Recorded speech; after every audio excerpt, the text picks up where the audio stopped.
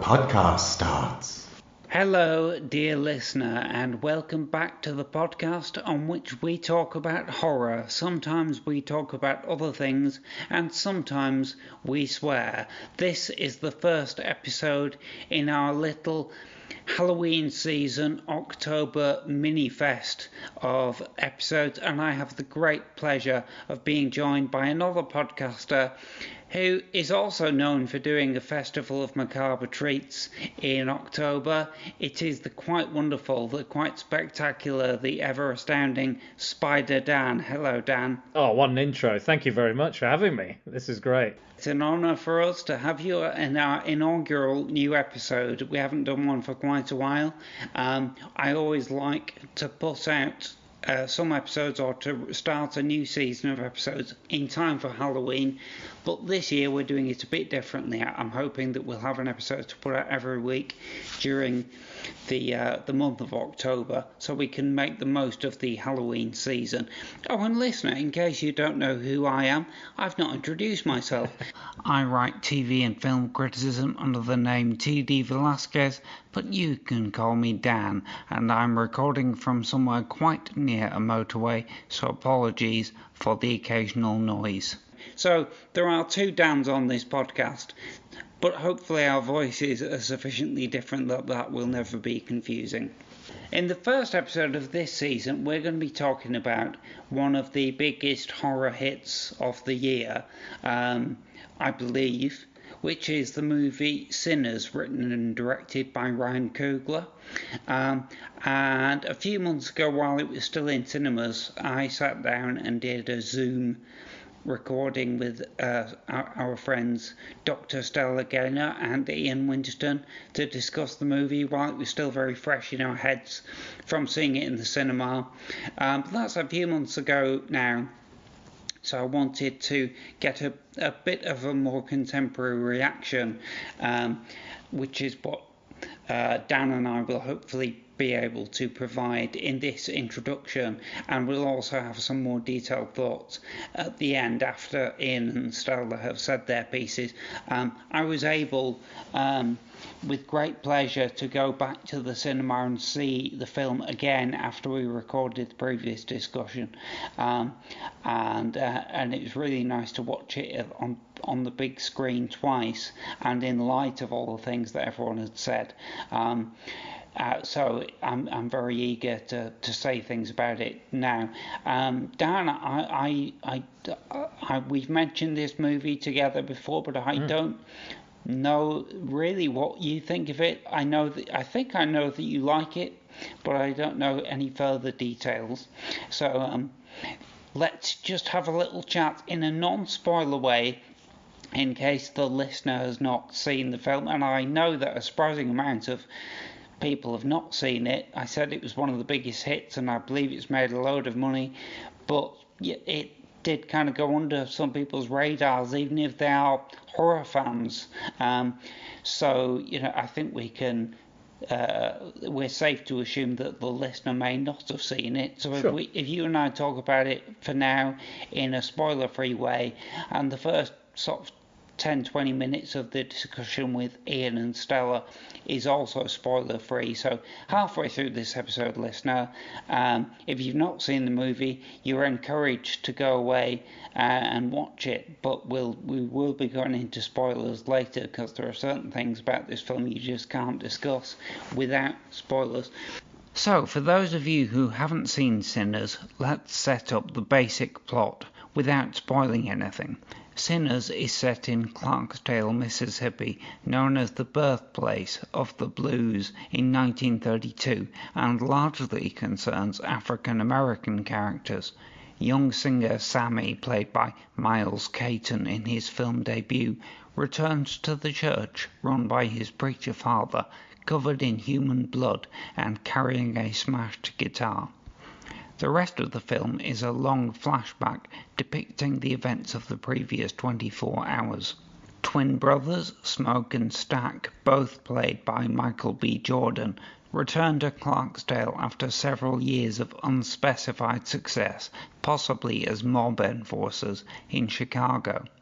They buy a local barn from a white landowner, with the intention of turning it into a dance hall or juke joint. They recruit many locals, including musicians like Sammy and veteran harmonica player Delta Slim Delroy Lindo, to help organise the joint and plan a grand opening that night.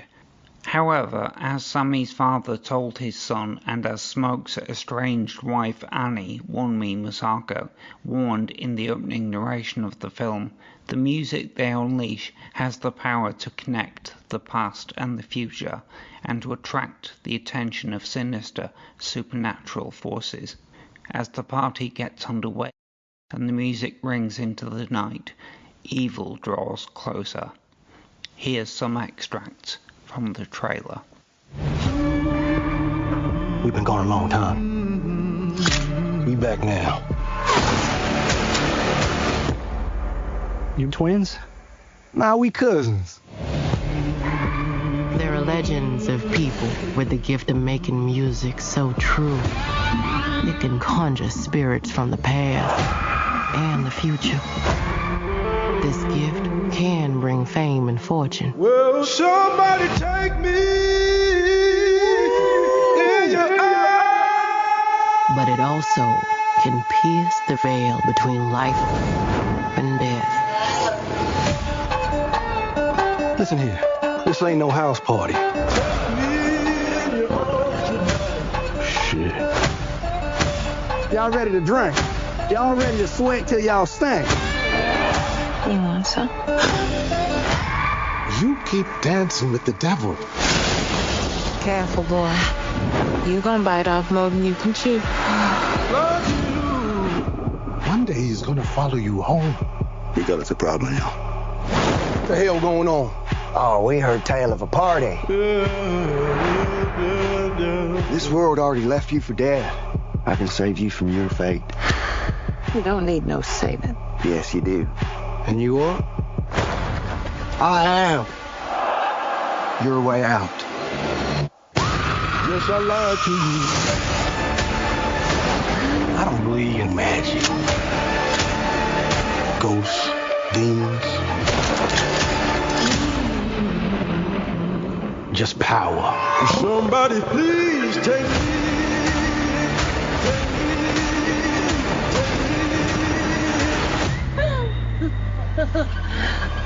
We gonna kill every last one of you.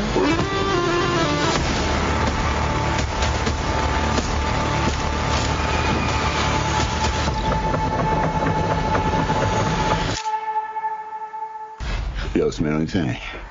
I think I shot myself.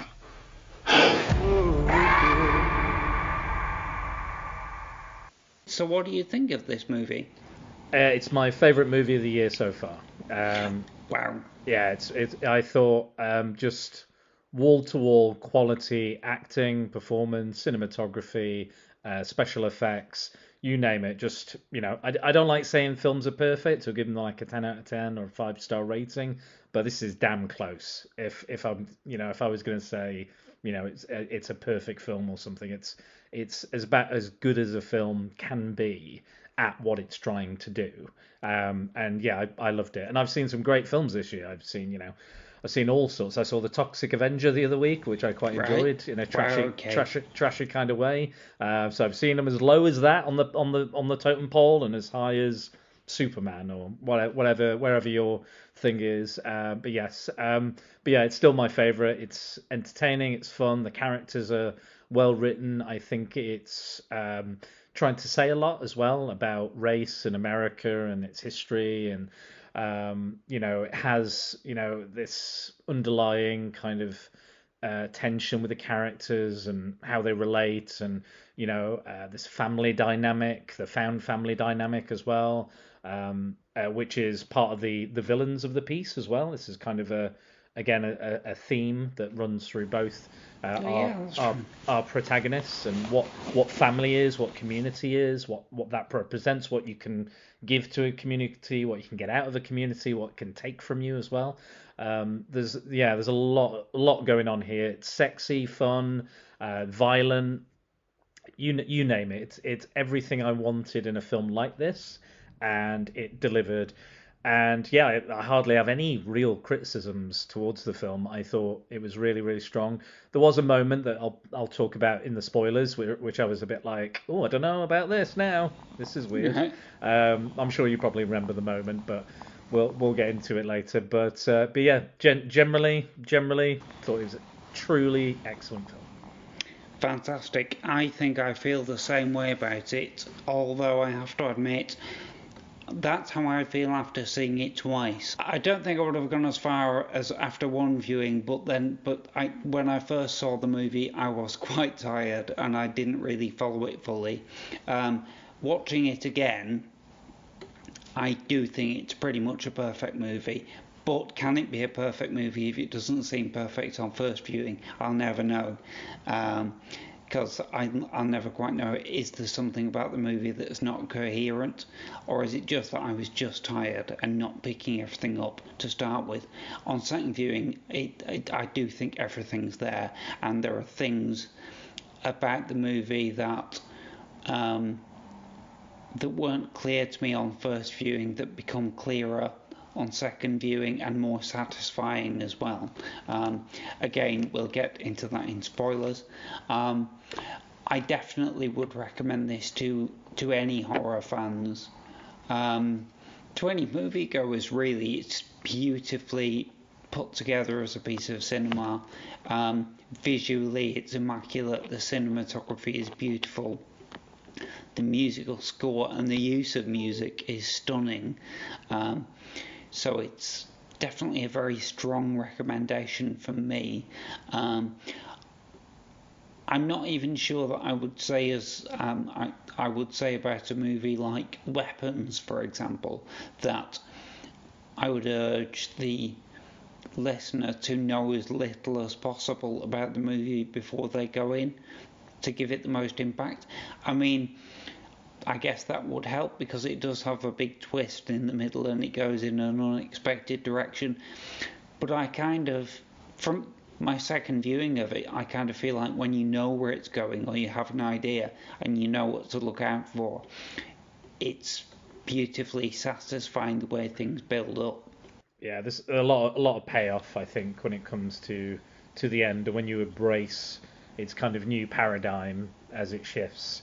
I think that again, I would be happy to continue watching the film before the shift, but after, I'm very much enjoying that, and again, marries it up extremely well, even though it feels very different. Still marries up extremely well with the first half of the film, and you believe it, and you're buying it, and you're on this journey right up until the end, and even past the end, even past the main credits into post-credit scenes. That's not a spoiler, but but be aware that there are post-credit scenes if you are watching it. I think that we can mention this. I don't think it's a spoiler. No. In both screenings that I saw, there was a mixture of people who had seen the film before and who hadn't. So I was with a friend who'd seen it before, so he said to me, "Stay in your seat, the movie's not over." Yeah. And I think I would say that to everyone. It's a really important scene after the credits start, so don't move. And indeed, the second time I saw it, there was a guy sitting in front of me. As soon as the credits came up, he stood up to leave, and I went, "Mate, it is not over. Sit down." And he sat down and watched the scene, and then afterwards he stood up again and gave me the thumbs up. He was like, why is he telling me to sit down? Yeah. Is he going to punch me? He's like, oh no, he wants me to watch the film. Right, good. Yeah. I feel like I did a good deed at that point. So I think, spoilers or no spoilers, we're doing everyone a favour by saying stay.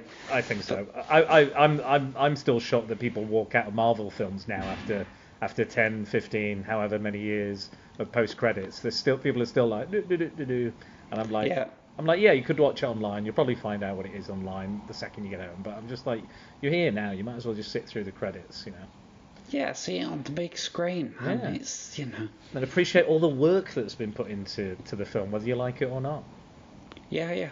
So, Dan, we will go into the discussion with Stella and Ian in a moment, and then you and I will come back at the end to have some spoilerific thoughts. But before we go to Stella and Ian, is there anything else you'd like to say about the movie that you can do in a spoiler-free space?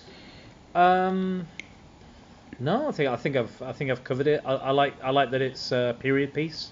I think that's really cool, and it's saying a lot about the time, in the past, the not too distant past, and relating it back to kind of current events and the way the world's going at the moment, the way America is progressing, you could say. Maybe not progressing might not be the right word. It might be the opposite direction.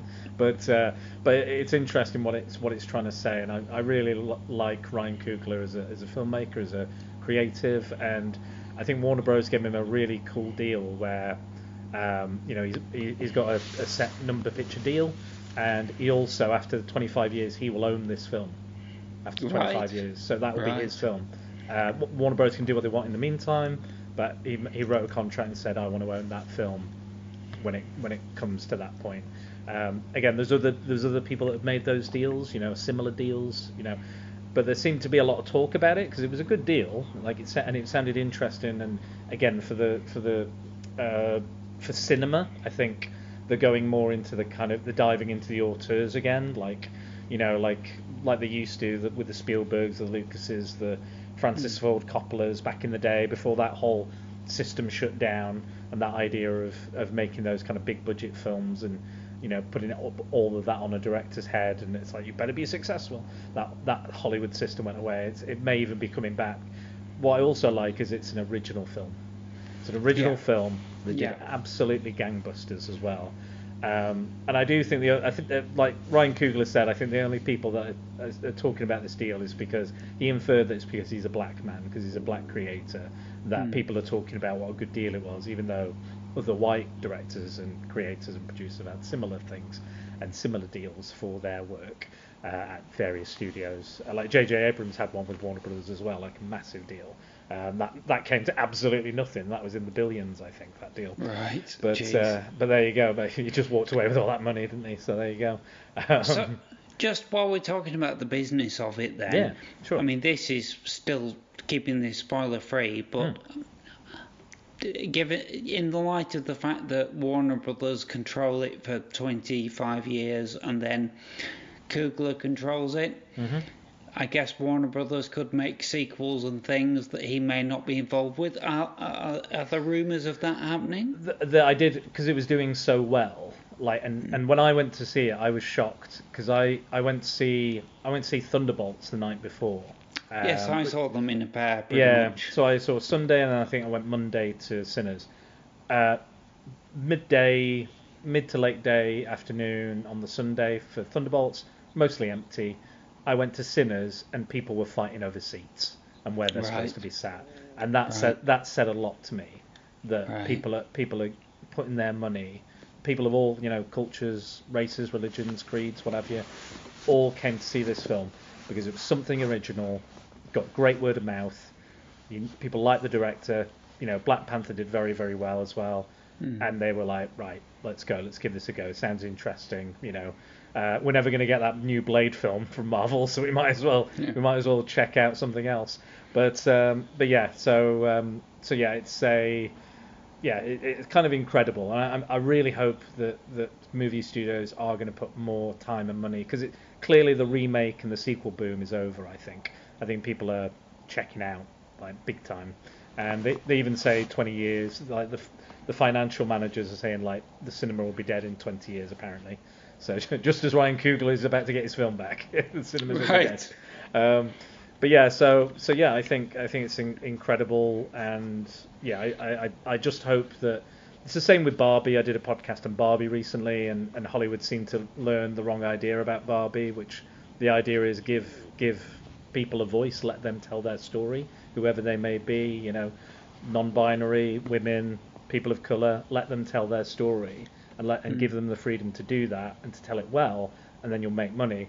But Mattel, the toy company, went, we need more toy movies. Yeah, it's clearly popular. We need more toy movies. And same with Deadpool. They were like, we need more Deadpool-like movies because that's popular. which is the complete opposite of superhero movies with swearing. Yeah, we need more R-rated and violence and stuff. You're like, no, just do it well. Like Deadpool was a good film, just do a good film. It doesn't have to be the same as that. Be faithful to that character or that creation or that vision, as opposed to just going like jumping on the hype train, so to speak. So you can understand how the studio would want more of this. Yeah, I think Coogler said he's not interested in doing that. So whether they proceed or not proceed, but I kind of think he must have some form of control over sequels, perhaps, or like he would have to executive produce them or write them or something, perhaps. I don't know, but yeah, I think it is a possibility. They could tell a story within that universe, but stays away from maybe those characters and that area. Well, that's the thing. I feel like this movie is very self-contained, and the fact that a movie is self-contained has never historically deterred a studio from producing an unnecessary sequel. True. But it would be ironic in a way that the message of this film, that we should take the lesson from it, should be that good original stories, well told, will make loads of money, and it doesn't all have to be franchises and things, and therefore don't make a sequel to Sinners, just make another original movie. And my final spoiler-free thought about this movie is that it's a shame that we're doing this podcast now, because obviously it's not in cinemas anymore, but I thought it was a great film to see at the cinema. It's actually great cinema. The way it's shot, the use of music, as I've said, it's, even though the actual scale of the movie is quite small, it's mostly set in a barn, it kind of feels huge in terms of meaning and reality. Yeah. But it's not an epic movie. No. But the filmmaking is epic, incredibly epic. It does have a grand nature about it. The shots and the way it's the way it's put together, and it makes you feel like this is this big open space. This big. America, everything's out there, the American dream, which is what the two main characters are looking for, basically. They're looking for their, piece of paradise, or whatever you want to call it. And that's what they're out there to find their fortune, or find a better way, or find a happier life from where they've been and where they've come from. And they've had to come home to do that as well. And, have a little fun and maybe get a little revenge on the way as well. Yeah. Okay then, listener, let's go over to Stella and Ian and myself talking about Sinners a few months ago. Dan and I will be back at the end of the discussion to add our spoilerific thoughts. But for the moment, still spoiler-free, here's Stella and Ian and my past self discussing Sinners. Cue wibbly wobbly transition. Cue wibbly wobbly transition. Okay, so I now have the pleasure of being joined by Stella. Hello, Stella. Hi, Dan.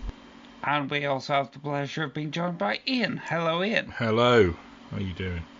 I'm absolutely delighted to be seeing you guys on screen It's again. been ages. It's been rather a while. So, yeah, and it's lovely, even though we are now using Microsoft Teams rather than Zoom, and it's quite a different experience. Not sponsored. But, no, indeed. Maybe it's just that it's a nice May day. I like it more. Yes, I prefer Microsoft. This is my natural opinion. It is not at all prompted. The vaccine's taken 5 years to kick in. It's all part of their plan. Luckily, yes, I can feel the microchips finally working. There they go. So, this is the point where we can talk Sinners in a non-spoilery way. But in about 20 minutes we will switch to spoilers, and we'll warn you when that's going to happen. So, Sinners, then. Let's get initial impressions. Who wants to go first? Stella, I'm looking at you because you were moving in a way that seemed sort of eager. I think that the little dance that I was just doing was just product of how fucking good it is. It's such a good film, and I hope we're all going to agree on that. So I went to see it with my teenager, and so we'll go and see this. I hear it's a good horror. I'm seeing good things on social media, and my teen had enjoyed Get Out and Nope and, you know, all the Jordan Peele films. Was like, right, come on, this is for us. So off we went, and I wasn't really sure what to expect. I'd seen the trailer once, not really paid much attention, but we just went, and everything about the film was just wonderful throughout. And it is a horror film, but I felt that it was so joyous all the way through. I mean, there are parts that are less joyful, but it just had so much joy and love and hope in it that for a horror film that was quite brutal at times was really, really, really enjoyable and really refreshing and just all round brilliant. And I really can't wait to watch it again. Fantastic. I think I would concur with that. Ian, what did you think? I also concur. I don't think this has ever happened before. But whoa. No. It's the microchip. No, I thought it was. I thought it was pretty perfect. Yep. Movie in lots of ways. I'm looking forward to seeing it with my teenage sons, actually, because they haven't been that bothered by Jordan Peele. They were like, it was all right, but I think because this has got gore in it as well. Yeah, that'll do it. I think that will get them over the line with really enjoying this, and they're a little bit older now. Yeah. So they're a bit more mature. He suddenly went, "Oh my God, Andor is good," and I went, "Yeah, you've just become 15, haven't you?" Ding, there it is. Suddenly your brain has like reached a point where it's, you know what we've been going on about with Andor. We're recording this on the day the Andor finale is. It's all I can think about. But Sinners, anyway. Anyway, Sinners. Sinners. Yeah, I thought it was excellent. And it's, again, I wonder how hard I think it's quite hard to talk about without spoilers in lots of ways. Yeah.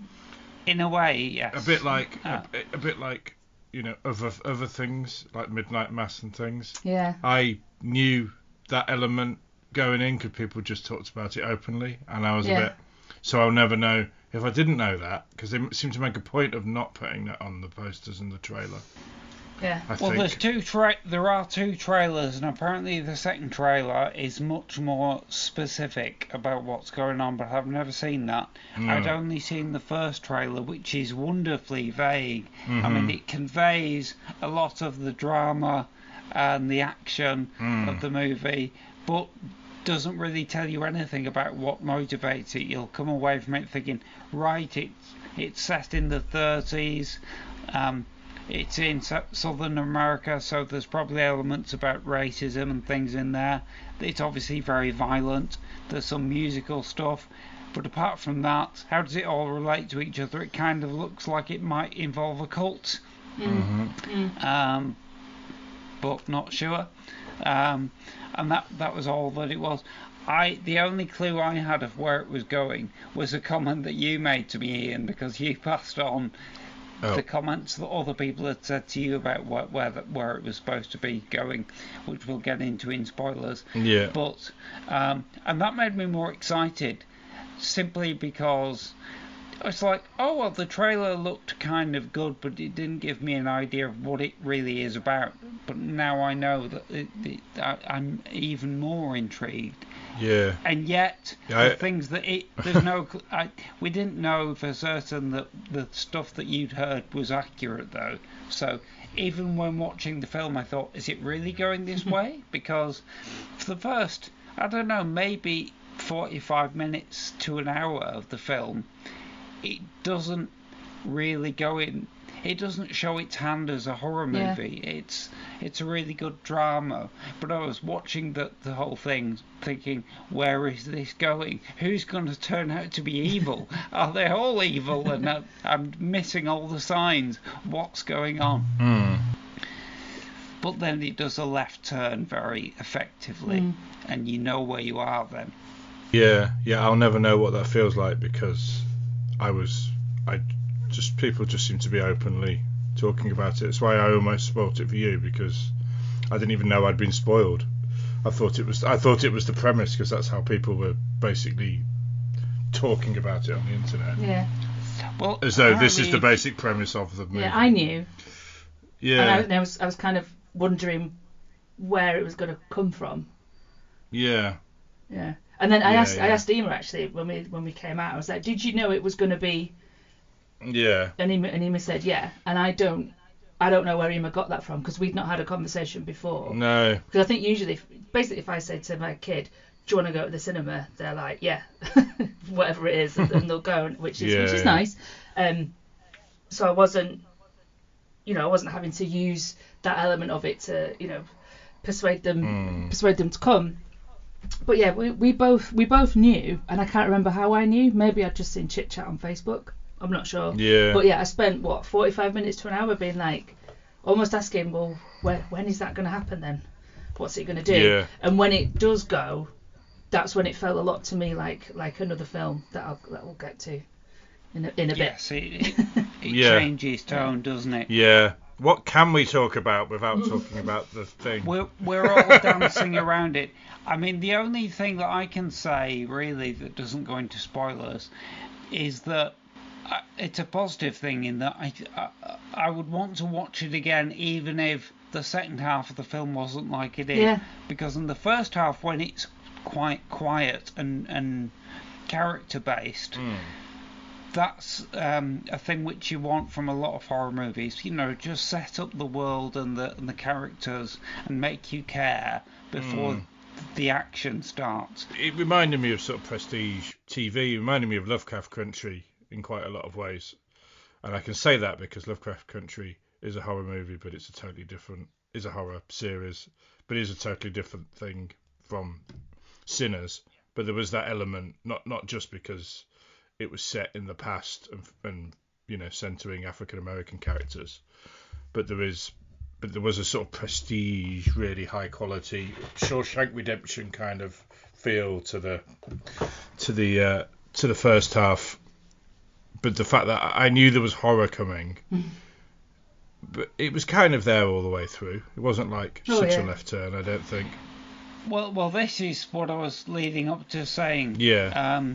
Was when on the day when I saw it, I was quite tired, and because the first half of the film is quite slow, I was like almost nodding off at points, and I'm not meaning that as a criticism of the film at all, but frequently a scene would happen and I'd be like only half awake, so I'd kind of think, have I missed something? I was convinced that there were loads of details that I should have put together that would tell me where the horror was going to come from.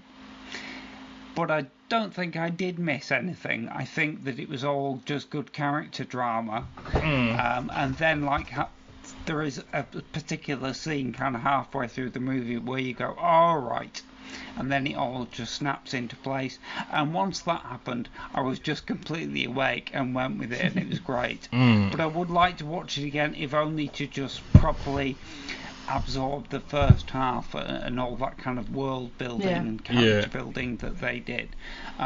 The main thing that struck me out of the first half, even though I was half awake, and we can say this in a spoiler-free section, is that Michael B. Jordan plays two different characters, and he's brilliant, and the way that those characters are rendered on screen is fantastic. Yeah, so good. Yeah. Yeah, well, I didn't know though it was one actor. You thought it was twins? Oh, right, okay. Till after the movie, I literally because it was such a distinct performance. Yeah. I thought because they look and feel different, and I didn't realise. Because do you think it was twins? I don't think I really thought about it, because there's that bit where it says, no, we're cousins or something. You were just like, oh, right. Yeah, and I was like, well, they probably look quite similar, but they're not. The same. Right. So, But yeah, so I never ever. I mean, God, for one person to play twins, and I never ever went, which one am I which twin am I looking at now? It was just always obvious. Yeah. Like, the way he stood. It was so seamless that literally I didn't know. Because I've never seen him in anything before. He's in Black Panther. Because I've never seen Black Panther. Well, there you go. I don't watch MCU and stuff. Well, that's the only one that's worth watching, to be honest. Well, how they did it with the creation of the twins that was a thing that we were chatting about. Me and Emma were chatting about before we even got out of the building. We were talking about how good that was and how how did they do it? Did he film everything twice? Like, what happened? So we were definitely intrigued about the production logistics of doing something like that. Yeah, I mean, we could talk about why did those characters need to be twins? Was there a reason? Yeah, well, that's maybe something we might need to get into. Yeah, I think that comes to spoilers. Yeah. I think it's the way that the ending plays into it, which we'll have to come to. But I think there's a reason why this story needs those characters to be twins. I think because it's about two siblings who are so close. They're almost the same person in some ways. I mean, even though they are quite different as well. But there's like the moment where they find a rattlesnake on the back of the car, and then they've just both worked together to kill it with a knife within the space of about 2 seconds. Yeah. One just passes the knife to the other skewers the snake. And I think by creating siblings who are obviously so closely in tune, and then you make the bond between them even closer, considering what happens later. Again, it's very difficult to discuss, so we're going to move towards spoilers. But I think that's why it is, and I think the reason why you cast one actor to play both of them instead of just finding a very good pair of twin actors is that Ryan Coogler always works with Michael B. Jordan. He's the star of the Creed films, which I've seen all of. And he was also the star of Ryan Coogler's first film, which is called Fruitvale Station, which I haven't seen, but I'd like to now. And I think that Coogler just had a strong idea that Jordan could do this, and it would be something that would stretch Jordan as an actor to give him this challenge. And luckily the budget from Warner Brothers, I think it was enough to go, okay, yeah, we can do this digitally, we can seamlessly create these two characters standing next to each other. It must have been a nightmare to film. I mean, just like bits like the snake scene, that comes across as so natural and seamless. But I mean, there's literally not I mean, like I said, I literally didn't know until afterwards, but I'd like to go back, and now I do know. But I mean, Hollywood's movies have done twins, one person pretending to be twins quite often. There's just lots of physical ways of doing it and body doubles and stuff. Yes, Tom Hardy playing the Crazy twins is the one that comes to mind. But now but there were so many scenes where they're just next to each other, or they're walking down the street, and there's there's just so many complicated scenes where they're all in the room together, and it's like, well, that's just amazing CGI. Yeah, like the big set pieces at the end where they're all there in the barn thing. So, the best kind of CGI where you don't think for a second. Yeah, it was really good. The words, the letters CGI don't pop into your head once. But it's just all there, so it's just amazing just on that level. I mean, before we even get into the nitty gritty, and well, should we get into spoilers then? Because I guess so. We're halfway through. So, okay, so listener, your last chance to pause the podcast, but we all love Sinners. Go watch it. Yeah. Even just the first half, we can confidently say is worth watching. But let's get into the second half. Okay. So, here come the plot spoilers. The big revelation in the second half of Sinners is that it's a vampire movie, although that word is rarely used in favour of terms from African American tradition, such as hate. The juke joint is besieged by a gang of vampires led by the Irish-American Remick, played by Jack O'Connell, who have been attracted by the transcendental sound of Sammy's music. In keeping with folkloric tradition, the vampires cannot enter the barn unless invited, and so attempt to wheedle their way inside in the innocent guise of travelling musicians. When the denizens of the juke joint suspiciously rebuff them, the vampires target and convert a few unwary individuals who wander outside, including the doorman Cornbread, played by Omar Benson Miller, Stack's girlfriend Mary, Hayley Steinfeld, and Stack himself. As the vampires' numbers increase, Smoke, Annie, Delta, and a few others attempt to mount a defence, but an emotional outburst from Grace, Lee Yoon Lee, who has already lost her husband to the vampires, invites the creatures inside. The battle lasts until dawn and costs the lives of all the humans except Smoke, who dies later from his wounds, and Sammy, who gets away and returns to his preacher father, as we saw at the beginning of the film. The vampires are all seemingly destroyed by the sunrise, but an epilogue taking place in the 1990s shows the elderly Sammy, played as a blues veteran by legendary musician Buddy Guy, visited by the vampiric Stack and Mary, who have sought him out not to seek revenge, but to let him know that they allowed him to live the full life which they now envy. Let's start off with you then, Ian, seeing as you are the one who heard all the rumours. Yeah. Well, they weren't even rumours. They were just presented as it's a vampire movie. I was just told it's a vampire movie. And it was only afterwards I was like, oh, some people are maybe keeping that secret. I had the similar. I mean, this is a warning for Midnight Mass. Just in case anyone's listening to this and they haven't watched Midnight Mass, which you must go and see, so close your ears. But lots of people started doing. I was an early adopter for Midnight Mass, so I wasn't spoiled. But I think everyone afterwards is just, oh, it's a vampire thing. Yeah. And so people, in Midnight Mass it's even more like supposed to be a bit of a surprise. I really want to go back and watch this again. This is one of the rare movies I'm going to buy on DVD. Yeah, same. I don't Second really do that anymore. Yeah. I'm going to spend me 20 quid and buy Sinners on DVD. Yeah. Because it is just brilliant. So I'd love to really break it down into when stuff happens. Because reviewing something off a movie like this off one viewing is quite hard, really. Because all the stuff about the different when's the section when they're talking about in Irish stuff they're called this, in Choctaw language they're called this. Isn't that quite early on when they're talking about they never use the word vampire, but they talk about the sort of evil spirits that take you over. Isn't that in the opening narration? Yeah. So I thought it was.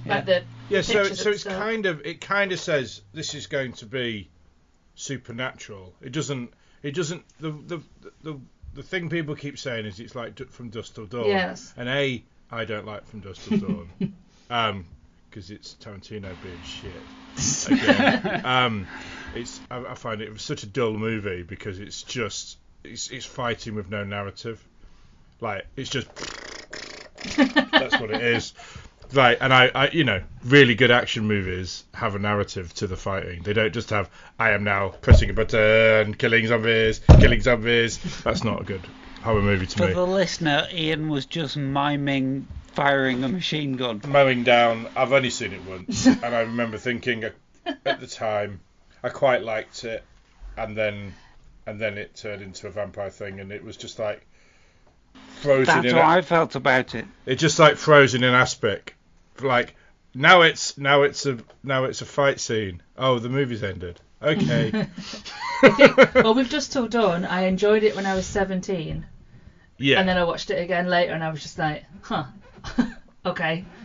And I didn't really. Yeah, but that. Yeah, I was like, I'm 10 years on you, so I was 27 or whatever when I watched it, and I was like, I could see. Even then, I didn't hate Tarantino back then, but even then, like, it was it's Rodriguez and Tarantino, isn't it? Even then I was like, God, this is one smug film. and and then it had the twist. Ooh, the twist was quite fun, but then I just get really bothered by anything that has fighting that doesn't have a narrative, and I think Tarantino, like Kill Bill's full of that, when she just wanders around killing people with a sword. It's like, this is repetitive.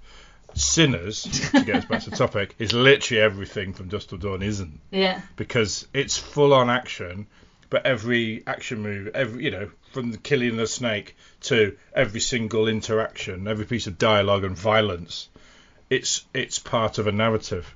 And there's nothing where it's just like watching a computer game. I shouldn't even say that now because computer games have narrative. But do you know what I mean? Yeah. It's exactly what Tarantino movies are for me. There's a story to every single scene, and if that scene is two people trying to kill each other, that's still got a story to it. It's just a brilliantly done, and every single thing about this movie, I can't really think.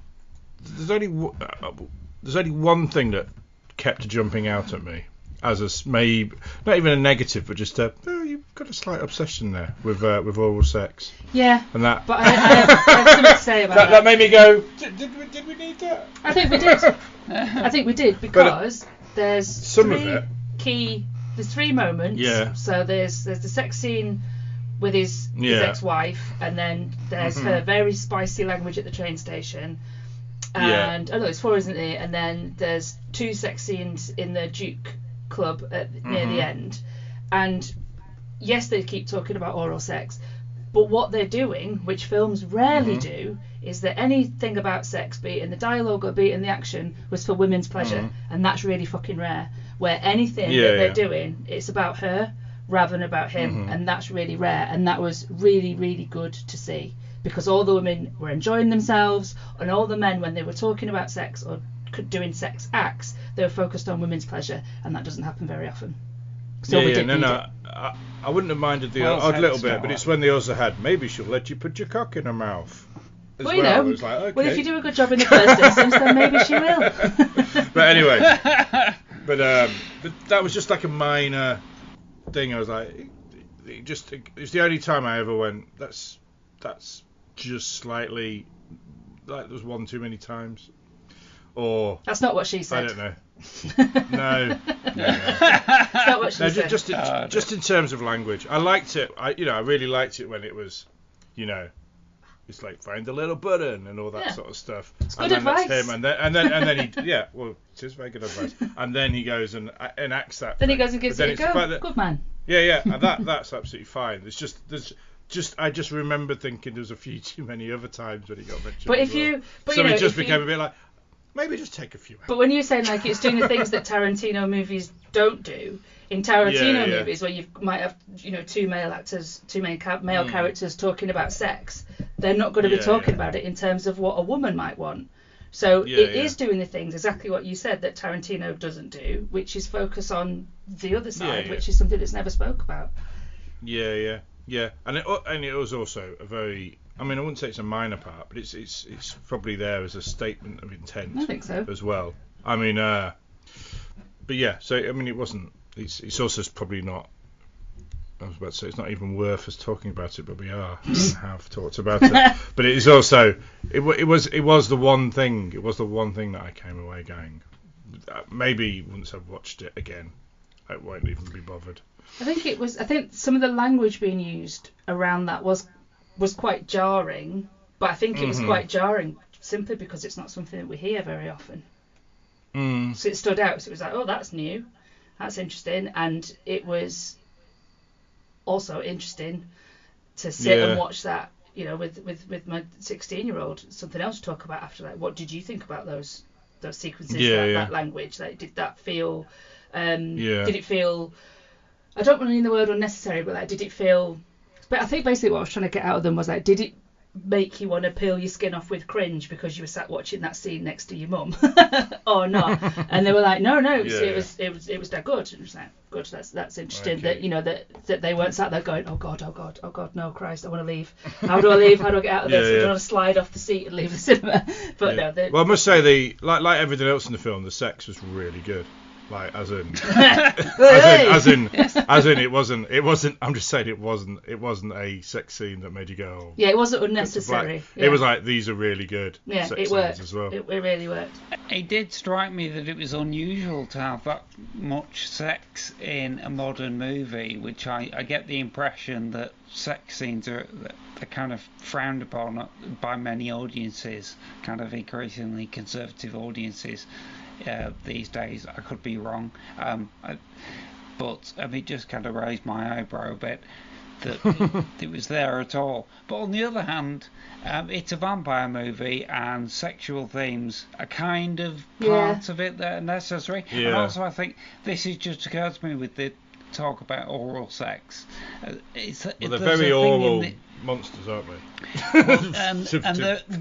And this film slightly modifies it, I think, doesn't it? Because doesn't it kind of put extra emphasis on saliva? The vampires are kind of dribbling. Oh yeah. Kind of you're drooling. Yeah. So they're very. It does something to your dribbly. To your saliva glands, being a vampire in this world. Yeah. So it is all about lots of fluid. Is basically not just blood. So it is, and because it's a sweaty film as well. It is a very sweaty film. Hot. It's hot in lots of ways, metaphorically and the blood and the sun and the it makes you can feel the warmth of where they are. Yeah. And so it's a sweaty, horny film. It is what it is. Oh, it's so good. But without being like From Dusk Till Dawn, which is horny and the grimmest kind of, oh, I'm gonna rub me thighs because I'm a teenage boy. Yes, it's like oh look, kind of. She's on stage and she's got tits. Snake round her neck. Oh yeah, high five, dude. It's Selma Hayek. This is a very sexy. Oh yeah. And she's stunning. She's stunning. She is, but it is. I think we could safely say it's the male gaze. It's the male gaze. In effect, throughout Tarantino's entire oeuvre, but especially, but this was a far superior beast in every way. Yeah. From violence to sex, and it was. Did we find it scary? Oh yes, definitely. In fact, I'll take this opportunity to say we talked about the sexual concept. Yeah, I did. We talked about the sex and action. Were you scared of the sex stuff? But no. What I'm saying is, despite those elements, those were not my strongest memories of it. The strongest experience in the second half of the movie to me was the tension scenes. The scenes where people who may be vampires are trying to ask for permission to enter the building. Mm-hmm. The scene where they all were eating garlic to prove that none of them was a vampire. Mm-hmm. I thought all of those scenes were marvellous. If I have a slight criticism of the movie, I would say that in the very final climactic action sequence where they're fighting all the vampires and the barn burns down and all that kind of came slightly too quickly. I felt like the tension was so good and had been really drawn out to that point, and then suddenly it was like a switch was flipped. Yeah. It's when that character screams, "Come on in, you bastards!" Yeah, I'd like to watch it. I'm going to watch it again, but I do remember thinking, okay, so they're in the place, the vampires can't get in, and so the only way they got in was to open the doors and let them in. And I'm withholding judgment on that element because I still love the film, but if I look at it and go, they could have just don't let them in. Just don't let them in. Yeah. So maybe we've seen slight ghosts of actually there did need to be a viper in the nest that lets them in or something, and we have the sort of ghost of that idea, and then in the end they go, sod it, I'm going to let them in, unless it is more clearly because there is the bit that it's the Chinese woman, isn't it? And they threaten her daughter. Oh yeah. So I think we might find it actually meets more than we do, because I think they were doing it to save the town, and maybe that's just not slightly telegraphed, because otherwise they're going to go to town and kill everybody, including their daughter. Really need to watch it again. So I think, so we definitely need to watch it again, because but even if it didn't slightly work, it was still brilliant. It was still brilliant. Even really if good. I just wish it had just taken a bit longer to happen. Mm-hmm. I think that what happened was fine, actually. Yeah. What's just getting there was a bit too quick. Yeah, I mean, there's so many elements of it. The fact that on the Wikipedia page it describes it as a horror musical. If I'd seen that strapline, I probably wouldn't have gone to see it. Same, absolutely same. I fucking hate musicals. Same. I like I don't know, like the recent Star Trek Strange New Worlds episode that everyone loves. Have you seen it? I don't. No. Everyone loves it, and I really like Strange New Worlds. Very trad Trek. And then I got to this thing, and everyone's saying how good it is, and I lasted 2 minutes into the singing before my shit started itching too much, and I just skipped to the next episode. I cannot bear it. Bear it. And so this, thankfully, isn't that kind of musical. No, it's people not. singing in the moment, as people would really, with massive exceptions of which we'll talk about as well. But just in terms of, and the music was amazing. It was stunning. Just amazing blues, and then amazing Irish American folk. So good. Mixed in. Didn't see that coming. Kind of. No. Just so many amazing scenes. And I believe it's the midpoint, but is it the bit where they start communing with the whole of history of the whole of the Black American sort of experience? It's not and anyone who isn't Black American, because they have the Chinese woman and she starts having having Chinese people, but that bit in the middle is just gorgeous. That is the moment of the movie. When I saw the sort of Hendrix guy, I was a bit, it's just taken me. No, it hasn't. Yeah. I literally thought it was going to take me out of it, and they were like jumping the shark. That bit didn't. At the cinema that I saw it at, after that sequence, when that ends, there was a few pockets of people in the room who applauded, like halfway through the film, and I was wondering, is this film going to get applause at the end? And it did. But in the middle there's a few people who applauded that, and it was like, that was incredible. It was so unexpected the way that because it made sense, but it was a musical number, but then it also really wasn't. Like it was also set in the scene, and then the barn burns down and they're just all dancing out in the night, sort of reminding you where they are. It was just gorgeous. No, I just thought it was just amazing, and also it links to the the multicultural horror bit at the beginning, and so it is like the American story. I mean, it's an ambitious. I've seen lots of people talk about this as a big swing of a movie, which is quite often when they say something's a big swing and it's flawed, but I'd say this isn't flawed. It's a big fucking swing and it knocks it out of the park. And to get all American. But just that bit, and then this will probably bring us through to the fact that the very last scene, which loads of people haven't seen, which ultimately any reservations I might have had about the middle bit with the time, stretching time past what these characters know, is completely. I didn't really feel that much anyway, but it's because it has the hip hop, it has the it brings you all the way up to the 21st century, doesn't it? And the fact that at the end, and we're not in spoiler, we're in a spoiler zone, but the fact that the very last scene, and I'd almost say, here's a spoiler warning: if by some reason you realise you haven't watched the last scene because they put it in the fucking post-credit scene for some fucking reason, but it's essential to the movie. Yeah, when I saw it, there were people leaving before that scene happened. Yeah. I was putting my coat on because they'd put the house lights halfway up. Yeah, same with us. And there was hardly anyone in the cinema anyway, and I think it was just me and one other bloke who wasn't moving. Because he looked like someone who just always watches the credits to the black. Yeah, that guy. Right. That guy.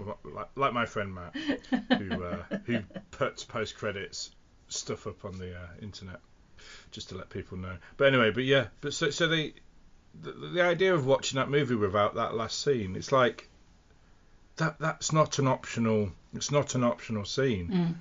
From the beginning to the end. That is the end. Because it's 19, they have survived into almost the present day. Yeah. So they've survived into the present day. So that lineage and that going into the future is part of the characters in the story. They do know about that world that they're seeing in 1934 eventually. And also, if you don't see that scene, you miss that incredible jumper.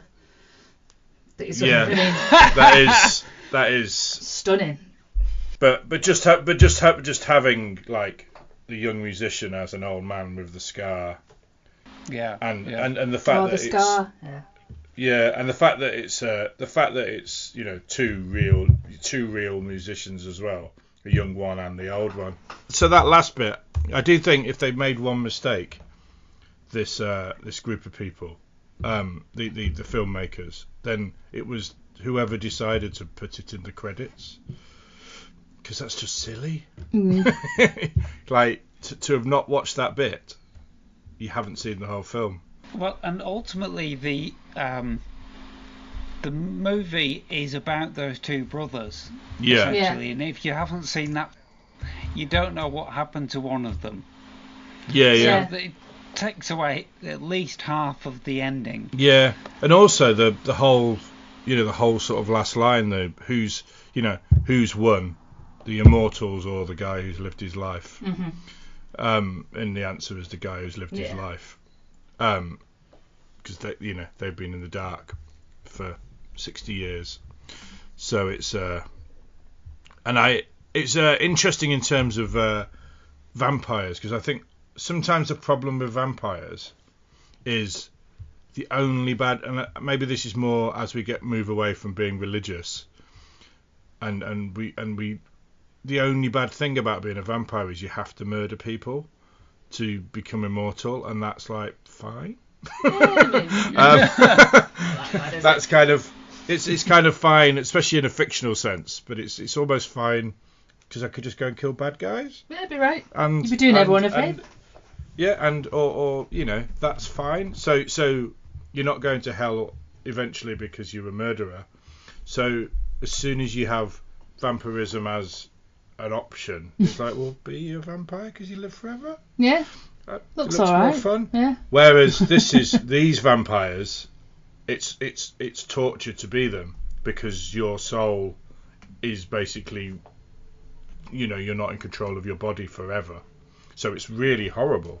They're a bit like in Buffy, tonally very different, but they become demons, don't they? When you get possessed, when you get turned into a vampire, you stop becoming yourself, you become a nasty bastard. Well, the explanation mythologically that they give in Sinners is the same as the Buffy explanation, which is that your soul goes and is replaced by a demonic entity. But I think in Sinners I'm right. I've got some sort of thing that you're sort of basically a passenger in your own body forever, that kind of thing. It's almost like vampires mixed with a little bit of Get Out. No, it's a bit Get Outy. Yeah. I can't remember if they verbalised that, but that certainly chimes with the way the Irish vampire played by Jack O'Connell, the way he kind of behaves. Yeah. He's desperate to reconnect with something that makes him think of his past or future, I think, isn't he? He wants his ancestors. Yeah. So there's that kind of stuff, but they're almost like a sort of like this is a science fiction-y word, but is a Gestalt organism, in that as soon as they're in the body of someone else, they're all kind of connected. So it's almost like it's one entity. But it was good to see vampires being a nightmarish idea again. Yeah. Because usually they're either monstrous and they're coming to get you, like the Nosferatu looking one, and you're like, oh my god, he looks like a rat, I'm scared of him. or we're the vampires are the protagonists, and it's a bit like, well, yeah, I'd be a vampire because they're sexy and they live forever. So I thought you do not want to get bitten by these vampires at all because you're not making a choice about immortality. You're basically being taken over, and I thought that was really good. It's just refreshing to see yeah. vampires, that he said, that are monstrous again, because yeah. You know, I love True Blood, very much love True Blood, but I love True Blood, but that is really the ultimate in, well, just be a vampire. Just be a vampire then. It's legal now. It's legal now. They live forever. And you can be a vegetarian if you want, which would suit me. Yeah. So you did there go, why is not everyone just going, let's be vampires and drink the True Blood? In fact, the government would fucking go, let's have some immortal soldiers and take over the world. I think. Yeah. But anyway. Maybe Alexander Skarsgård would be your husband. Yeah. Now he's a in a perfect world. Now he's a murder bot. So. But yeah. So So all in all, I really, really liked it. It's so good. And it made vampires monstrous again.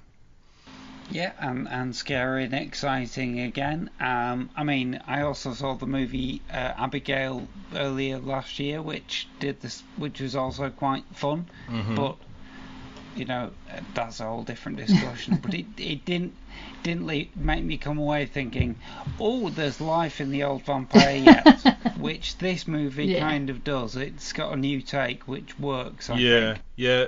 So the other thing is the true monsters. This is so often a horror thing, but the true monsters being the clan. The clan.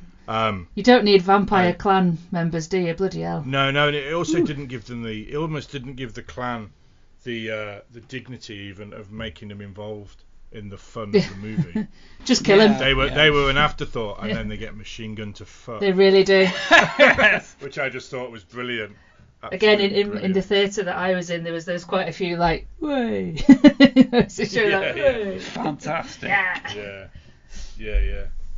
Right, we're running out of time for our spoiler discussion, so just because we probably will all pick things which we can only mention in spoilers, I would just like to know if any of you have got favourite characters that you remember.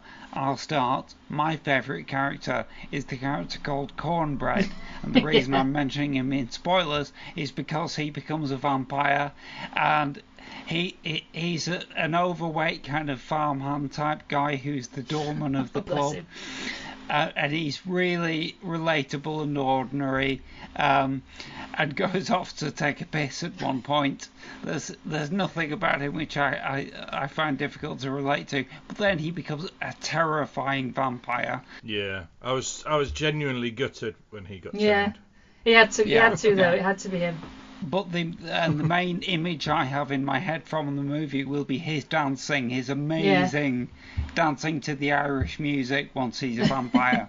It's kind of incredible, kind of throwing his hands up in the air. Yeah. So that's my favourite character and the memory I'll take from the movie. Who's your favourite character, Stella? It's going to have to be our central guy, the preacher boy, because mainly, I mean, his character's great, his performance is great, but I learned afterwards that he learned the guitar for the role, and it was just like, oh my god, there's some fucking skills that he mastered there. So, you know, when I eventually get the second watch and the third, fourth, fifth watch of this film, just want to look again at what he managed to do. Yeah, amazing voice. His voice when he sings in the car. What? Incredible. And actually, that's a really nice bit of acting from Michael B. Jordan. Yeah, when he's looking at him. Stack looks at him and goes, you know, we're going to be rich, boy. That's great. Yeah, there's such joy in the... So much joy. That bit in the car is just amazing. All of it! Like, God damn it! All of it. It's a joyous movie in which nearly everyone dies.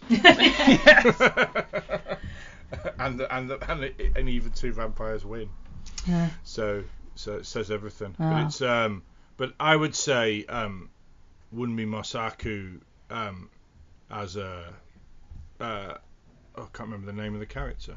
What's her name? Annie. Annie, yeah. She's married to Smoke. Yeah. Yeah. She's great. fantastic. But she, not just because she was born in Nigeria, but she's been on my radar because I remember reading a thing, because when I was living in Chorlton and she was living in Chorlton, I remember reading in the Manchester, in the Manchester Evening News, that she was going to be on something called Moses Jones with somebody called Matt Smith.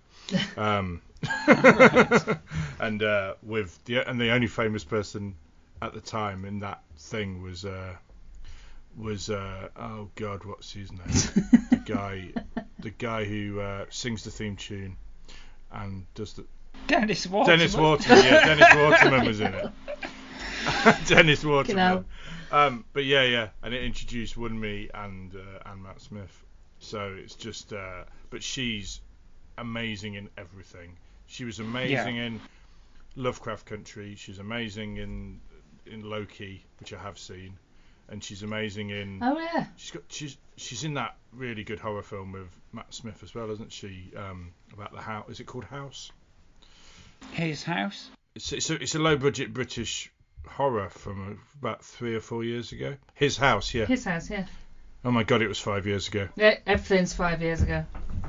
Oh yeah, sorry, Matt Smith's in it, but he's not the star. No, he just wanders in, but they're obviously mates from back in the day when they both suddenly became famous after Moses Jones, which that forgotten one season detective show. Yes, not famous. There we go. No. All right, but I'm glad we talked about her because she was so fantastic. Yeah, amazing. Well, Ian, Stella, thank you so much. This has been great fun, and you've made me want to rewatch the movie immediately. I know. I've made myself want to rewatch it. Yeah, I know.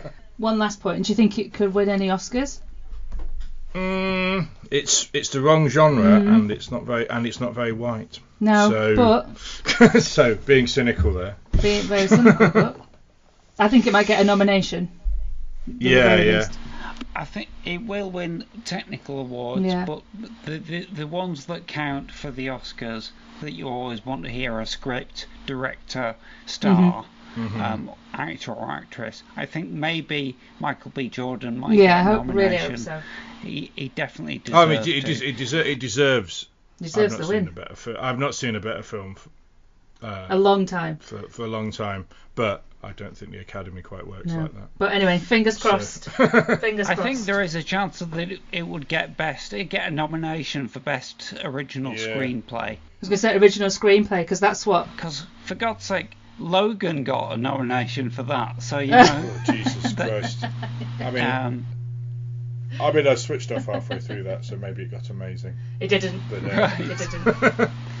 I love it, but anyway, that's another conversation. Yeah. Right. But yeah, some of the reviews of this have been really sniffy as well. Fuck them. No, I've not read any. Bradshaw in the Guardian gave it 3 stars. Well, then they're wrong. It was almost like, why did they have to spoil it by making it a horror? Was basically the vibe of. I was enjoying it till it was a horror. There's a lovely article that I'll give you a link to, Dan. You put it in the show notes, and it's by a black academic, and it's in Horror Homeroom, and I'll send it to you. You can link it, but she talks about how some people have tried to talk about it as not horror, so that it's will just get appreciated because it doesn't want to align itself with something that's already bad. But yeah, that's an interesting article. Like elevated horror. Yeah, it's a really good read, and she's got some really insightful commentary. It kind of worked for substance, didn't it? Getting that up the pecking order. So maybe, but anyway. Wibbly wobbly transition. Cue wibbly wobbly transition. Okay, listener, so that was Stella, Ian and myself talking about Sinners. I'm now here again with Spider Dan, and we're going to discuss our spoilerific thoughts on the movie. And I have the advantage that since my participation in the previous discussion, I've actually watched the film in the cinema again. So I have those vivid memories to draw upon. To give us a starting point, Dan, I just asked Stella and Ian in the recording what their favourite characters or moments were, so I'd like to give the same question to you, if that's okay. Yeah, of course. I think I really like Delroy Lindo. I've always liked him as an actor, and I thought in this he was great. He plays the harmonica player. He's the who's an alcoholic, and he's been through a lot, and talks about the kind of senseless kind of hatred and things he suffered, and in the different areas that he's worked and travelled in, and the friends he's made, and the tragedies and the successes, and putting a brave face on it, and finding music, and how music brings people together and can raise your spirits in more ways than one. And yeah, I thought he's phenomenal. I've always liked him. I've always dug him as a character, as an actor. I'm glad he's still around. I'm glad he's still making stuff, because I think he was amazing. And we did I did. I've been doing a series of band movies, and we did The Birth of a Nation recently. Yes. Yeah. 3-hour silent film. Race hate fest, basically. Yeah, a very heavy experience. Oh, yeah. Fucking hell, yeah. Sorry, I do swear. It's all right. We swear also. That's okay then. That's all right. But it was quite a heavy experience. So, and again, it kind of contextualizes a lot of the stuff they talk about this, like the Jim Crow laws and all the stuff that they experience, and we do get an appearance by members of the KKK as well, or a white supremacist. I'm pretty sure it's the KKK, but or a white supremacist group of some kind. So that feels like very relatable, given I've just seen that as well. I think that character is really powerful. I think Haley Steinfeld was fantastic as well, as she kind of evolves and goes through this. And I didn't know she had she has mixed race ancestry, doesn't exactly. Yeah, exactly. So. Yeah, and I didn't know that about her. And I saw an interview, and she said that this I was brought in by Ryan Coogler. It made me appreciate those roots that I maybe was not as familiar with, or haven't necessarily embraced in myself, or being of mixed heritage must be difficult for anybody, I think, and a blessing and a curse, I'm sure, in many ways. I think she's only 1 or 2 generations from being a mixed race. I think she maybe I'm overstating it, but maybe she could be described as not white, but white passing, which I didn't know about her. Yeah, perhaps. But that's kind of cool that she's, gone, I'm gonna accept this part of, my personal heritage that I've not necessarily hidden, but it's not necessarily well known about myself, and putting that out there. And I love that moment where, Preacher Boy is like, she doesn't sound like a white girl. She doesn't talk like a white girl, and you learn, and then you learn. It's like, yeah, of course. But yeah, she has a roller coaster in this film of stuff she's got going on, which is amazing. No, it's a really great journey she gets to go on. We're in spoilers now. She is, the victim and villain. She's vampire and heroine and wonderful. But the reality of her mixed race situation is very appropriate to the content of the movie. I mean, her character is white passing, isn't she? And, there is that wonderful moment where when they're not letting the Irish musician band, who we don't yet really, well, maybe we, the audience, do know, but those characters don't know that they're vampires yet. And the kind of tone of it is, you can't come in because you're not black. And one of them looks at Haley Steinfeld and says, "What about her? Why she in there?" One Wee Mosaico says, "Because she family." And there were lots of moments like that had a much greater resonance for me on second viewing. I agree with what you're saying about Delroy Lindo, by the way. I would say he's so good in it. Well, firstly, I didn't really realise it was Delroy Lindo, who I do know from other films, but he just seems so submerged in that character. He just seems like that character on the screen. I mean, that's true of pretty much everyone. It would be insulting to everyone else to say that they don't all disappear into their roles, but you know who Haley Steinfeld is. you know that Michael B. Jordan is who he is, but I do think also Jethro Connell. I had no idea that was him. To be honest. Oh really? Yeah, I knew it was him. I knew it was him coming in. Yeah. Yeah, like I think all the performances are spot on. Like I couldn't complain about a single performance. And again, I love how, like, even though it's a period piece, I think there's people going out there going like, black people didn't exist then, or they wouldn't be in this kind of film, or they wouldn't be allowed to live in this kind of town and stuff. And you're like, no, like people of color have always been, everywhere in all cultures of all times. It's just the white heteronormative, normalcy, quote unquote normalcy, is what you believe or want to believe or see. But yeah, there's people of color. I like the Chinese couple as well, and their role in the film, and how they kind of look out for each other. Well, I should mention that because we talked about that in the previous discussion with Stella and Ian, and I mentioned it as one of my niggles with the film. Okay. Is that the story of those two characters is kind of thrown away a bit.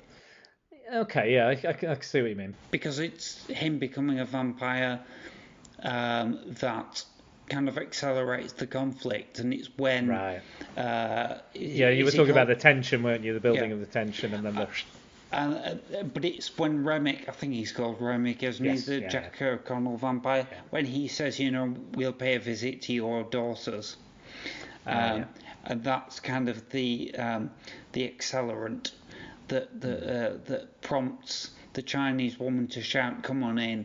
Yeah. And then when the vampires all charge into the barn, she attacks her husband and they burn to death together, which is amazing. It just happens very fast, and on first viewing I almost couldn't catch it. The fact that she kills her husband is a really big emotional thing, which I felt like could have been dwelled on a bit more. Instead, it kind of passes in seconds.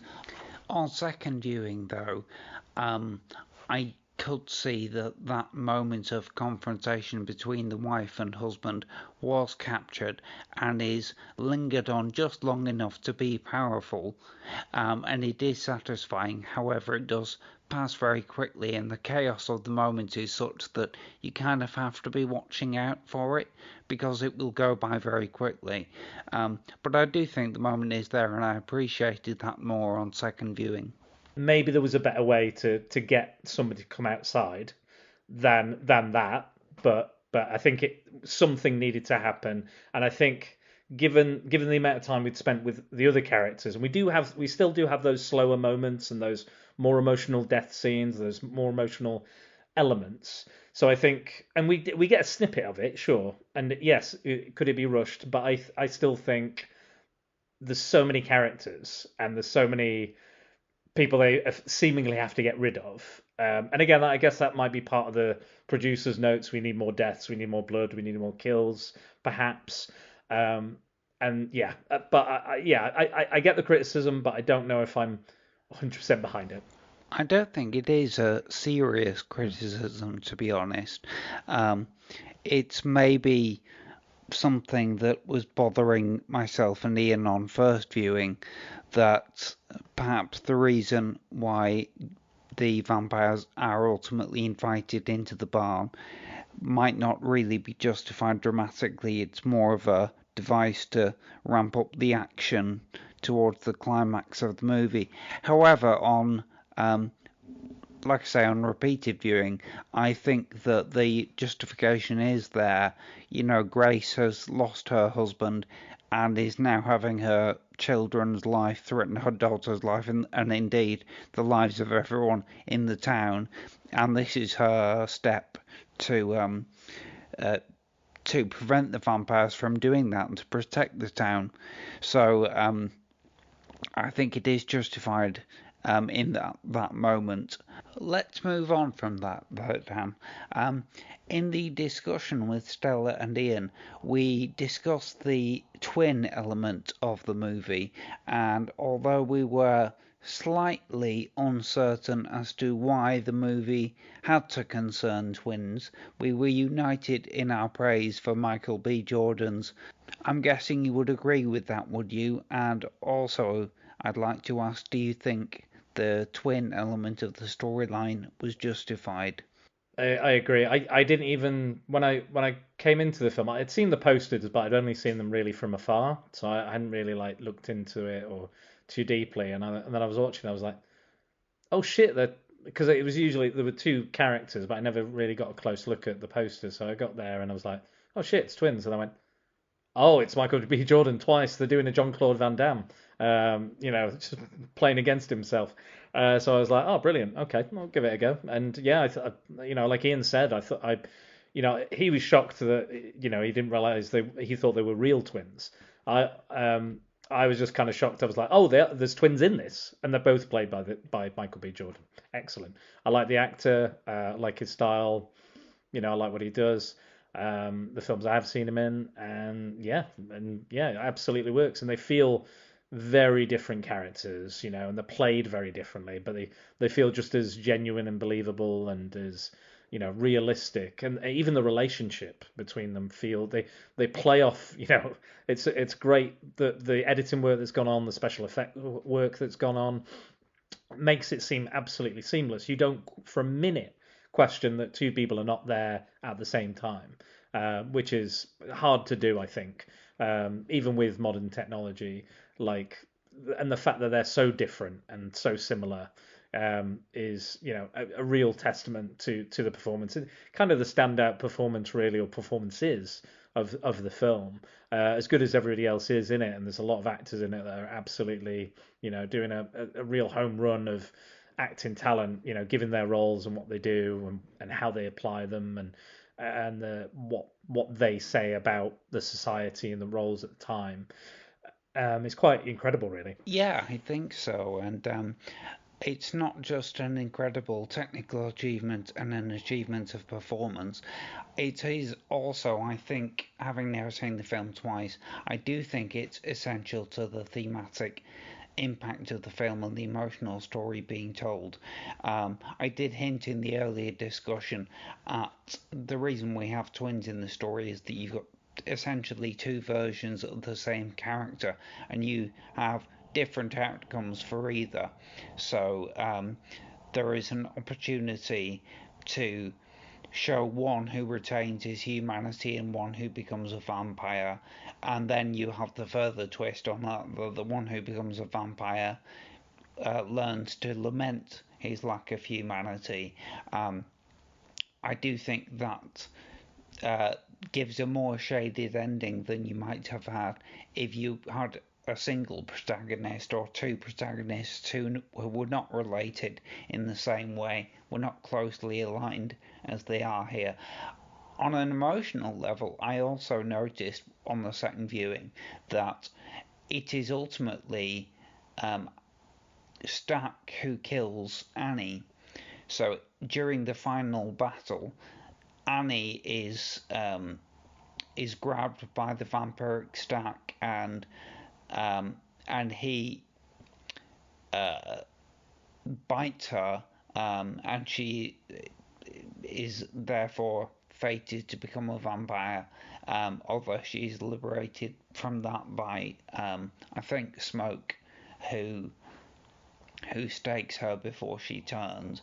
But when she sees Stack and that he's about to kill her, she says, "Not you, not you." And I suddenly realised, yes, well, he has the same face as the man she loves. So that means that the last sight of her human eyes is the face of the man she loves, as he essentially kills her, and she doesn't want to die in that way.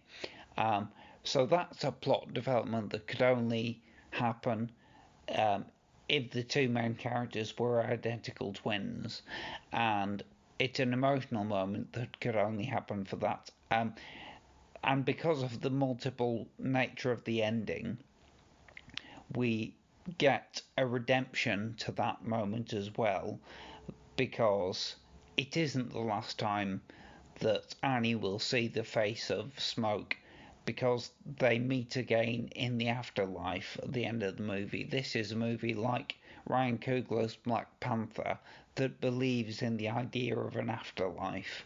And we see Smoke and Annie reunited with their dead child in the afterlife. And a bit like the movie of The Woman in Black, the 2012 film, there is a happy ending that comes out of death because characters who have died in tragic circumstances, mostly, are reunited beyond life, and therefore we have a sense of redemption. So I do think that the twin element of the film is justified. It's not just a technical showcase, and it's not just an ego trip for Michael B. Jordan. And I think as well, the filmmakers do hedge their bets on the technical and performance level. They give themselves a kind of cheap way to differentiate the twins in case the effects or Jordan's performance would not be up to it. And they do this thing whereby Smoke and Stack have very distinctive, differently coloured hats. So because of that, even if you weren't closely following the storyline or watching the performance, you'd probably be able to tell them apart. So that the filmmakers have hedged their bets on that. However, they then avoid going into the cliche of having one disguise themselves as the other by swapping hats or something like that. So this is a movie which uses the device of having identical twins as lead characters, but it doesn't lean into the tropes or the cliches of that kind of trope. Yeah, I think there was, because they always kind of do it if there's a double Prometheus or Alien Covenant. There's a moment where the two androids switch places, don't they? Yeah, one of them cuts his hair to look like the other one. Yeah, he makes a scar on his face as well to match as well. Yeah, so I almost always am like, when are they going to do the twin trope or the swap or the the replacement, whether it's a clone or a twin or a robot duplicate or what have you. You kind of are like, you're probably going to do it. You're probably going to do that switch, the switch trope. But again, I think with this, they kind of they go to do it, but they kind of don't do it. They don't really, like, it's almost like, oh, we're gonna do it, but we're not actually. Like we're guiding you into this trope that you're familiar with, but actually, no, I'm not going to do it. Which I kind of appreciated, because again, the last thing I want is a film to be predictable, really. Sometimes there's a comfort in that, and sometimes I'm like, oh, I smart, I figured it out before you did. But I personally, I'd rather see something entirely unpredictable. Oh, I must mention, we talked about favourite moments from the movie. One of my favourite moments is just a piece of dialogue and acting. It's the wonderful scene where I think it's Smoke who asks a local girl to keep an eye on his car in the town, and he pays her to do it, but they have a little conversation where he basically teaches her about haggling. He says numbers have always got to be in conversation with each other. So she haggles him up and he haggles her down, and they agree on a price. Yeah, it's kind of cool. I really like that. And they're coming back into town, and there's like they're like, oh, what are you doing back? And who are you? And what's this? And there's all that kind of element. I think that's a wonderful moment, which leads to an equally wonderful set of consequences when she does see somebody looking to steal from his truck. That's just an example of the quality of scripting in this film. Did you have any favourite moments, Dan, that we've not mentioned? I think one of my favourite moments is where we get introduced to the vampire element and Remick, and it's very one of my favourite vampire films is Near Dark, one of my absolute favourites, absolute classic, and I see him running and the sun's coming up and he's burning, and I was like, that is so very Near Dark, very vampire western. and he's being chased by indigenous vampire hunters, which I thought was a very cool idea. And they did, and people have been like, "Ooh, I want a prequel or a sequel with these guys in," which I'm like, "Yeah, I'd watch that. I probably would watch that." But it may be made by indigenous filmmakers and creators, I think, if they're going to do it. Oh, I think that's a wonderful idea. Yeah, the Choctaw vampire hunters are very intriguing characters, and I suppose it is a plot hole of a sort that was pointed out in the Honest trailer for Sinners, that the Choctaw vampire hunters just disappear from the movie, but they are a fascinating element, and I think the idea of doing a spin-off movie by indigenous filmmakers exploring those characters would be really, really welcome. Warner Brothers, if you want to do a spin-off sequel to Sinners, do that with or without the involvement of Ryan Coogler. There's a really good idea. But what I love about that scene is they're like, we're looking for a guy. He's dangerous. He's and they know he's in there. Like they see his clothes, or his bloody shirt or something, and he's like, you have no idea how dangerous he is. He's more than what you think. He's deadly. And then they see the image of, they see the clothes of Remick, but they also see the KKK outfit or the flag or something. And then they go, okay. This is on you. This is on you, crazy white people. You have fun. We're off. We did our best. We tried to convince you, but we don't care. They get in their pickup truck and they drive right off. And I'm like, yes, brilliant. All right. So I guess that does explain where those characters got to then. Okay, that makes sense. I love that. So I think that brings us to the end of the show, because we've waxed enthusiastic about Sinners for long enough now. I think it can safely be taken that everybody on this podcast loves the movie.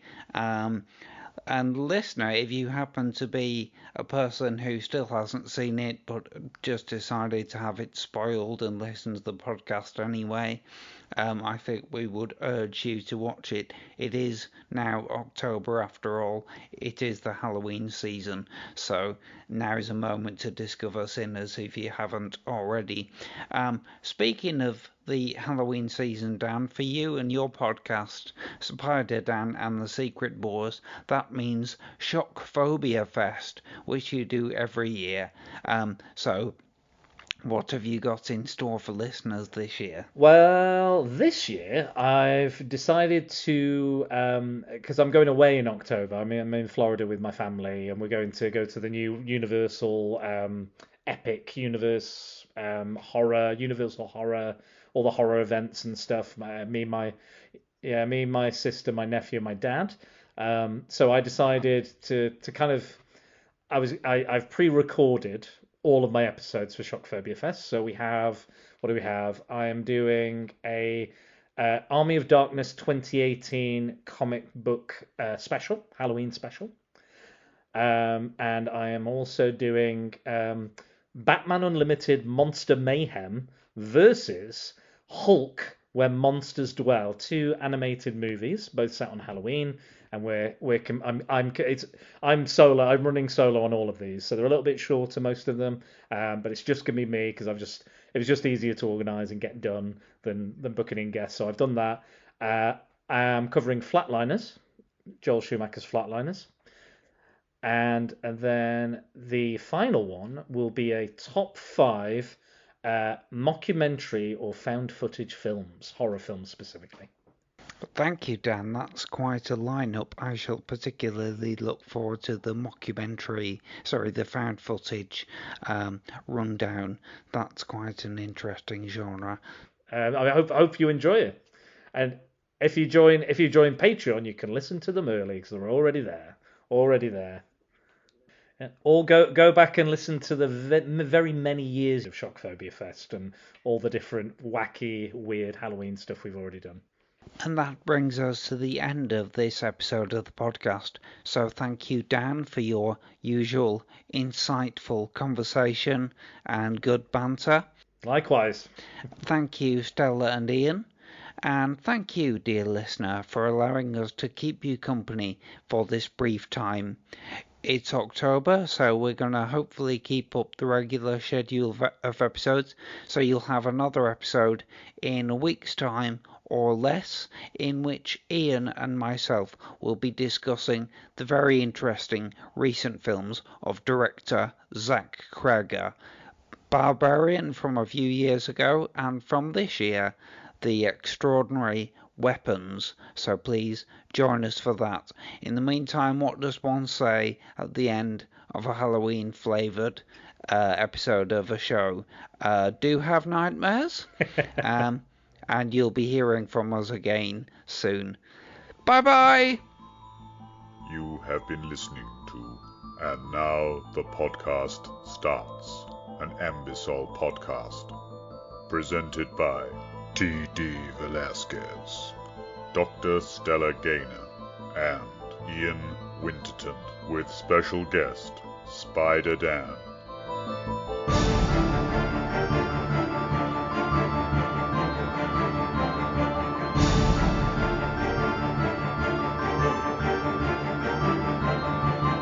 Special thanks to Greg Hume for our original theme music. Our original artwork is by Kirsty Warrow. Please search One Crow Left on Instagram, Etsy, or Redbubble to see and purchase more of Kirsty's work. All clips from films, TV shows, trailers, and musical works are used for the purposes of criticism in the spirit of fair use as defined in the US law and fair dealing as defined in the laws of Commonwealth nations. No copyright infringement is intended. Please visit our home on the web, andnowpodcast.com, for more content and contact details. You can follow us on Mastodon, Blue Sky, and even Twitter, which we refuse to call X. It's an insult. X, the unknown. Our handle for each is @andnowpodcast. We're also on Facebook as @andnowpod. And finally, Threads and Instagram as _podcast_starts. Sorry about that. If you'd like to donate to help us with the costs of making the podcast, please visit patreon.com/andnowpodcast. Donors get early access to upcoming content and other exclusives.